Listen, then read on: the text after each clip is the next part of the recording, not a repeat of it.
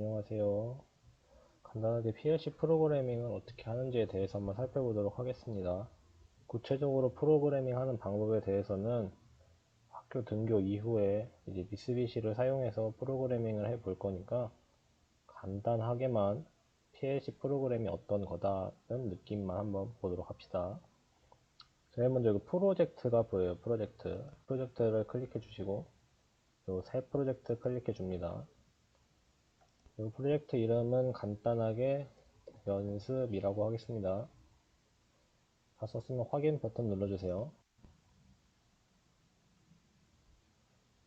확인 버튼 누르고 잠시 기다리면 이렇게 프로그래밍을 할 수 있는 이렇게 판이 나타나게 됩니다. 여기까지는 미쓰비시를 쓰든 LS를 쓰든 지멘스를 쓰든 슈나이더를 쓰든 다 똑같습니다. 이 프로젝트 판을 만드는 것 자체는. 여기서부터 이제 PLC 프로그래밍을 하게 되는데 가장 먼저 우리가 배웠던 A 접점을 한번 달아보도록 하겠습니다. 여기 보면 A 접점 아이콘이 있는 거 보이죠? 클릭해 주시고 여기 프로그래밍을 할 수 있는 요 바탕 부분에 가장 왼쪽부터 프로그래밍을 시작합니다. 가장 왼쪽에 클릭을 해주세요. 여기 변수 디바이스 입력하라고 나오는데 여기는 지금 기입하지 않겠습니다. 제조사마다 변수랑 디바이스의 명령어가 다르기 때문에 아직은 하지 않겠습니다.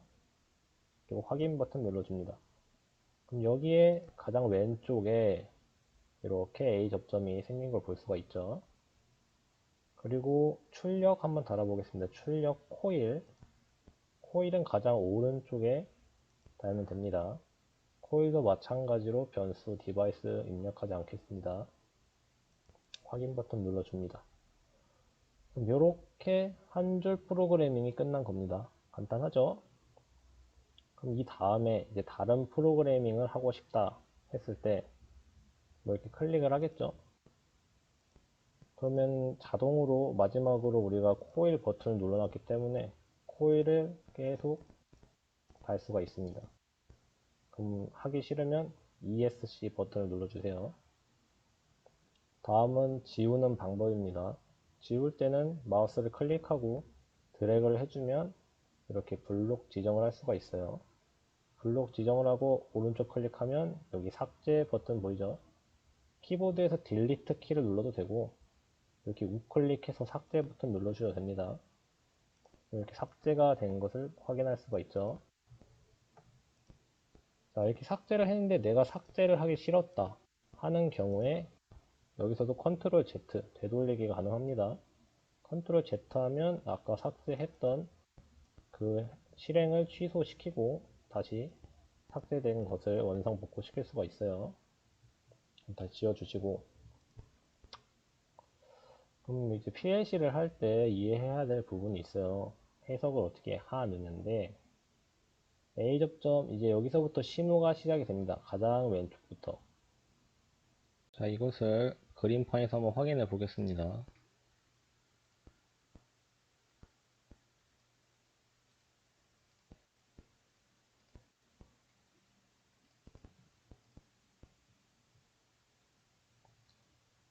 우리가 전기 회로를 배웠었죠. 전기 회로를 한번 간단하게 브러쉬로 그려볼게요.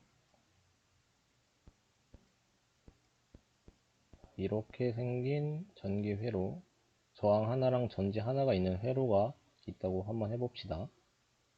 전지는 플러스랑 마이너스가 나눠져 있다고 했어요. 전지 같은 경우에는 긴 쪽이 플러스, 짧은 쪽이 마이너스라고 했습니다. 전류는 플러스에서 마이너스로 흐른다고 우리가 배웠죠. 그래서 전류가 이렇게 흐르는 것을 우리는 알 수가 있어요. 그럼 전지의 방향을 반대로 한다면 전지의 방향을 한번 반대로 해보겠습니다. 이쪽을 플러스, 이쪽을 마이너스로 우리가 한번 한다면 전류는 플러스에서 마이너스 쪽으로 흐른다고 했죠. 그럼 전류는 아까랑 반대 방향으로 이렇게 흐르게 될 거예요. 실제 회로 같은 경우에는 전류가 이렇게 흐르는데 전지의 방향에 따라서 전류의 방향이 바뀌는 것을 우리가 확인을 했죠. PLC 같은 경우에는 신호의 방향이 정해져 있습니다.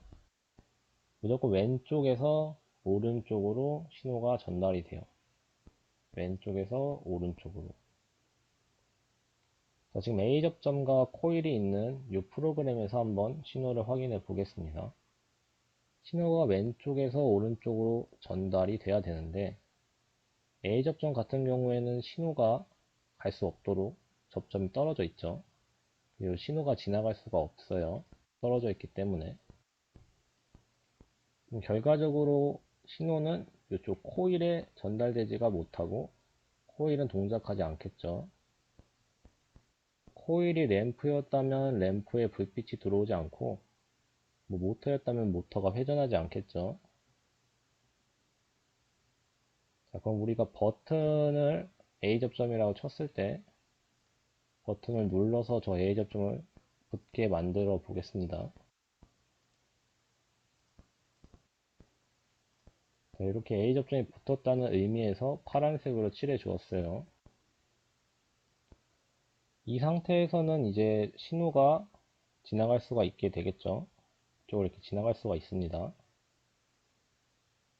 접점이 붙었기 때문에. 그럼 이 신호는 마침내 이 코일에 전달이 되고 코일이 동작하게 되겠죠. 뭐 램프였다면 램프에 이렇게 불빛이 들어오겠죠. 모터였다면 모터가 빙글빙글 회전을 하게 될 겁니다. 자, 그러면 요 맨 위줄 지우고 다음은 B접점 한번 다뤄볼게요. B접점. B접점에 이렇게 마우스 갖다 대면 평상시 닫힌 접점이라고 나와 있는 것을 볼 수가 있죠. 마찬가지로 변수 디바이스 설정하지 않습니다. 그리고 아까 봤던 코일을 가장 오른쪽에 똑같이 달아줍니다. 간단하죠? 그럼 B접점은 어떻게 되냐? B접점은 가장 왼쪽에서 신호가 갔을 때 가운데 이렇게 사선 그어져 있는 거 보이죠? 이렇게 연결됐다고 생각해 주세요. 그럼 신호는 A접점이랑 다르게 여기를 지나갈 수가 있습니다. 이렇게 쭉쭉쭉 지나가서 가장 오른쪽에 있는 코일과 만나게 되겠죠. 그럼 이 코일이 실행이 됩니다. 즉 B접점을 달고 코일을 단 이 회로는 우리가 아무런 조작을 하지 않아도 처음부터 동작하고 있는 회로예요. 만약에 이게 램프라고 치면 램프가 처음부터 켜져 있겠죠. 모터라고 치면 모터가 처음부터 회전을 하고 있겠죠. 그럼 언제 램프가 꺼지겠어요? 이 B접점이 동작했을 때가 이제 꺼질 수가 있어요. 신호가 이렇게 지나가야 되는데 얘가 동작하게 되면 B접점은 떨어지죠. 떨어지게 되면 여기 신호는 지나갈 수 없고 이 코일에 신호가 전달되지 않아서 램프의 불이 꺼지게 됩니다. 간단하게 시뮬레이션을 돌려볼게요.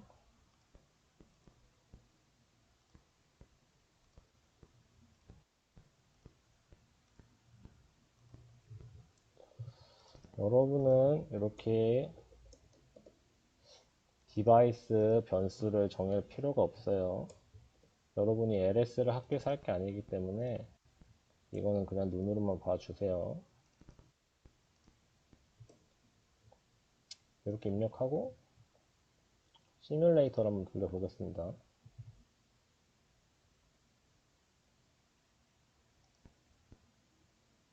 컴파일 하게 되면 오류가 없다고 떠요. 여러분 이거 아직 할 필요 없어요.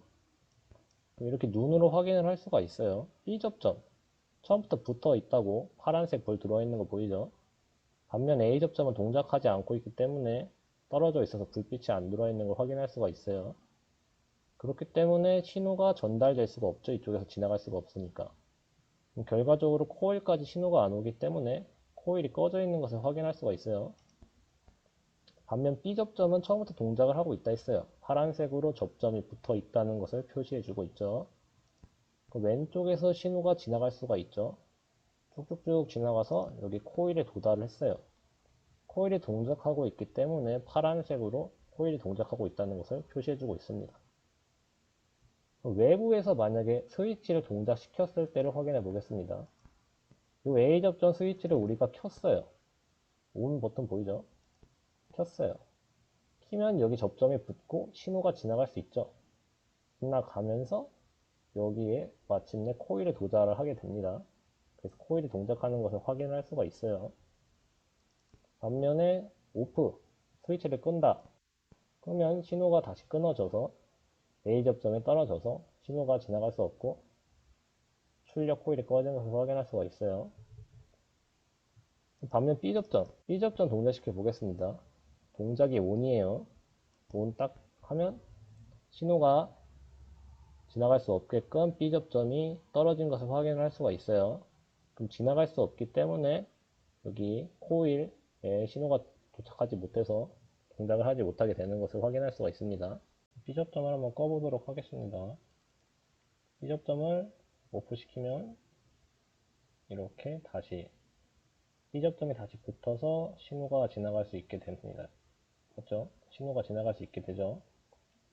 B 접점이 다시 붙어서 신호가 지나갈 수 있게 되면서 신호가 코일에 다시 전달이 되고 코일이 다시 동작하는 것을 이 파란색으로 표시해주고 있습니다. 이해되죠? 여기까지 하도록 하겠습니다.